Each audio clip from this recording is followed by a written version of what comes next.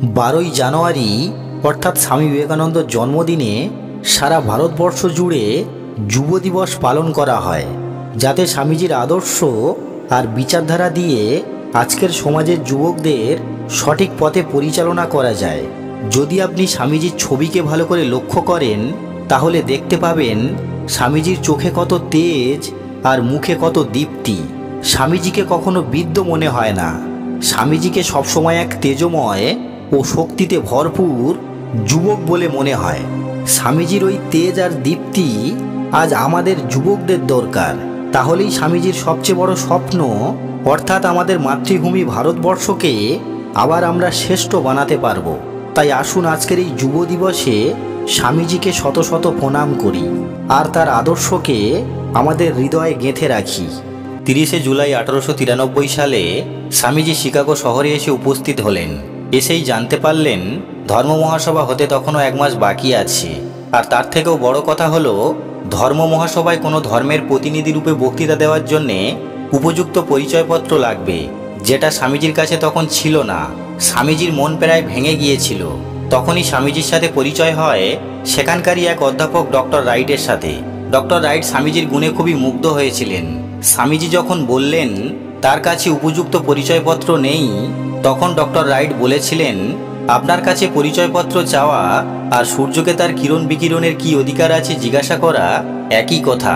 Doctor right প্রতিনিধি নির্বাচক কমিটির সেক্রেটারিকে চিঠি লিখেছিলেন, ইনি এমন একজন জ্ঞানী ব্যক্তি যে আমাদের সকল অধ্যাপককে একত্র করলেও তার জ্ঞানের সমকক্ষ হতে পারবে না।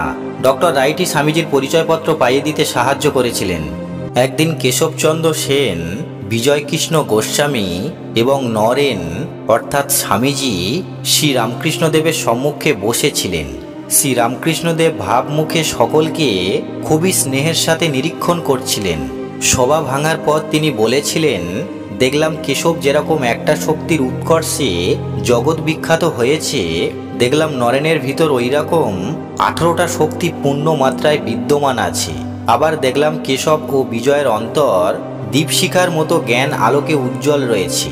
কিন্তু নরেনের দিকে চেয়ে দেখলাম তার ভিতরে জ্ঞান সূর্য উদিত হয়ে মায়ামোহের লেশ পর্যন্ত সেখান থেকে দূর হয়ে গিয়েছে। কেশবচন্দ্র সেন তখন সেখান থেকে চলে গিয়েছেন। তবুও ওই রকম উচ্চ প্রশংসা হচ্ছে দেখে স্বামীজি প্রতিবাদ করে বলতেন, মহাশয় করেন কি?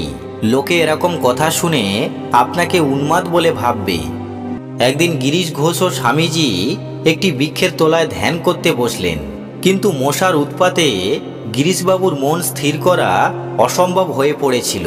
অনেক চেষ্টার পরেও সে যখন তার মন স্থির করতে পারলেন না, তখন তিনি তার চোখ খুলে ফেললেন। চোখ খুলেই গিরিশবাবু অবাক হয়ে গেলেন।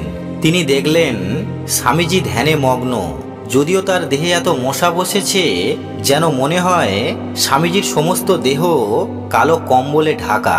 এটা দেখে গিরিশবাবু স্বামীজিকে বারবার ডাকতে লাগলেন, কিন্তু সাড়া পেলেন না। অবশেষে উদ্বিগ্ন হয়ে যখন তিনি স্বামীজির আসন ধরে টানলেন, তখন স্বামীজির সংজ্ঞাহীন দেহ মাটিতে পড়ে গেল। অনেকক্ষণ পরে স্বামীজি চৈতন্য লাভ করেছিলেন। সন্ন্যাসী হওয়ার শখ স্বামীজির বাল্যকাল থেকেই ছিল। বৃদ্ধদের মুখে তিনি শুনেছিলেন ধ্যানমগ্ন ঋষিদের জটা বড় হয়ে গিয়ে মাটি স্পর্শ করে এবং বটগাছের শিকড়ের মতো বহুদূর জমিতে প্রবেশ করে। সরল শিশু ধ্যানে বসতেন আর মাঝে মাঝে চোখ খুলে দেখতেন জটা মাটিতে প্রবেশ করেছে কিনা।